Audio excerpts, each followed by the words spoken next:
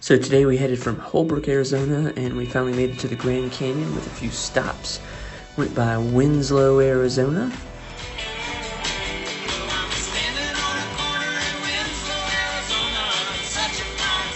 Had a very good time hanging out on the street corner there in Winslow, Arizona.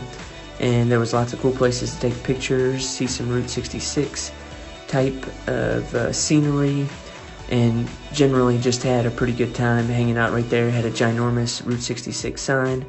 And then here's a time lapse of Winslow, the little small town. And during the winter time, you can see there's not much going on, but during the summertime, I bet you it is a happening place. We were back on the interstate for a minute, and then we jumped on another little road that took us out to where a giant meteor hit the ground and made a huge hole. There's a piece of the meteor, there's another piece of the meteor, and you can see that this is out in the middle of nowhere. Again, there is nothing around at all.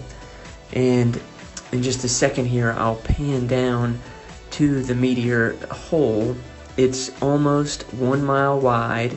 It's 550 feet deep, and it is stunning to look at.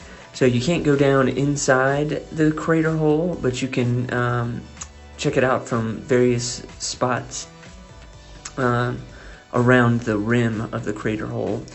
And, you know, it's really hard to grasp how deep the crater hole is.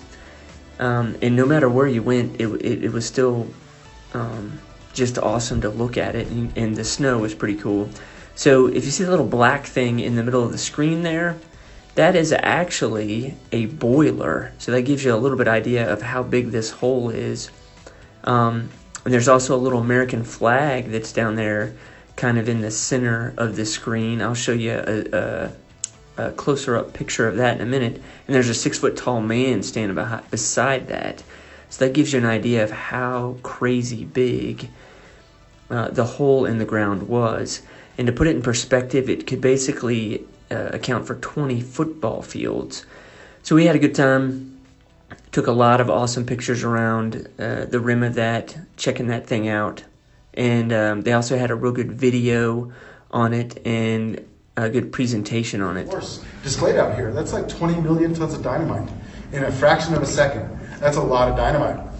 So it creates this hole in about 10 seconds flat, moving about 175 million tons of earth in just a few seconds. Tommy enjoyed the space capsule. NASA has actually done some work there.